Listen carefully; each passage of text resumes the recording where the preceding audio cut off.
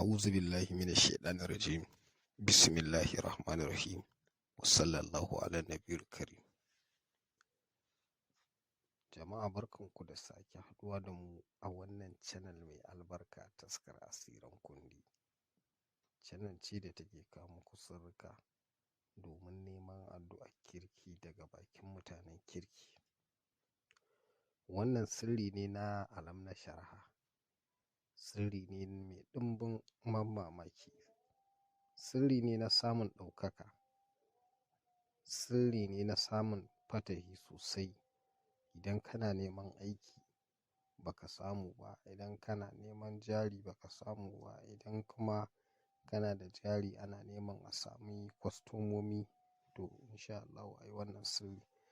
Wanda duk yake cikin wani hali na kaka na kayi, na rashin kuɗi, na rashin jari, na rashin sana'a, na rashin takamaiman aikin yi, na rashin shigo kuɗi, manya ko ƙananu basa shigo mutum, to a aikata wannan sirri za a ga abin mamaki cikin gaggawa da yardar Allah. Wannan sirri yana da ƙarfi sosai kuma sai an dage, domin wannan sirri ana rubuta alam na sharha ƙafa 41. Lokacin da za ka yi rubutun ba za ka yi magana da kowa ba. In ka gama rubutun sai ka wanke sai ka sha, ba ka yi magana da kowa ba.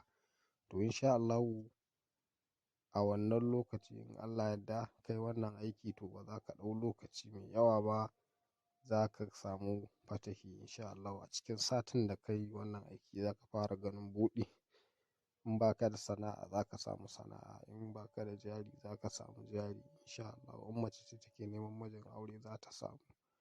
Domin wannan sirrin lokacin da kake wannan aiki za a yi ta bugo maka waya, sannan za a yi ta neman ka ma domin a san yadda za a yi a kaɓan ma da wannan aikin. Amma ka daure kai wannan aikin domin za ka haɗu da shauni sosai. Kana so za ka yi aikin, za ka ga wasu uzurruka suna ta tasowa, ana ta neman ka da ta ƙafa ne, ta waya ce, domin kar kai wannan aiki. Amma ka daure kai kuma ka yi insha Allahu za ka samu biyan bukata. Idan wannan shine farko na zuwan ku channel, ku danna subscribe sannan ku taɓa alamar ƙararrawa domin samun sababbin shirye-shirye na sanda na ɗora. Jama'a assalamu alaikum.